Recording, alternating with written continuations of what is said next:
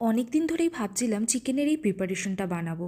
এটা বানাতে হাতে গুনে 3টে থেকে 4টে উপকরণ লাগে, কিন্তু ওই একটা থাকলে আর একটা থাকে না, এই কারণে বানানো হচ্ছিল না। এবার মন মতন কয়েকটা চিকেনের পিস নিয়ে সেটা সামান্য গোলমরিচ, পরিমাণ মতন লবণ আর লেবু দিয়ে ম্যারিনেট করে রাখলাম। এবার একটা তাওয়ার মধ্যে একে একে বাদাম, লঙ্কা, রসুন ভালো করে রোস্ট করে নেব। এরপর হামলদিস্তার মধ্যে রোস্ট করা বাদাম, লঙ্কা, রসুন আর অনেকটা পরিমাণ ধনেপাতা ভালো করে থেতো করব।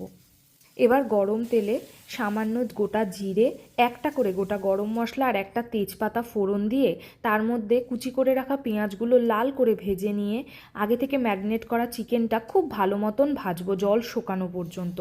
মাঝে একটু নুন অ্যাড করেছি। হামলদিস্তায় থেতো করে যে মশলাটা বানিয়েছিলাম সেটা অ্যাড করব। এই থেতো করার জন্যই এর নাম কিন্তু থেচা। সব কিছু ভালো মতন মিশিয়ে সামান্য একটু গরম জল অ্যাড করব। সমস্ত মশলা কষে একটু তেল ছাড়লে ওপর থেকে একটু টক দই ছড়িয়ে দেব, কারণ এই আইটেমটা যারা প্রচুর ঝাল খেতে পছন্দ করে তাদের জন্য ঠিক আছে। আমি খুব একটা ঝাল খাই না, তাই 2 চামচ মতো টক দই অ্যাড করেছি। টক দই ঝালটাকে কাটতে সাহায্য করে। এটা কমপ্লিটলি অপশনাল।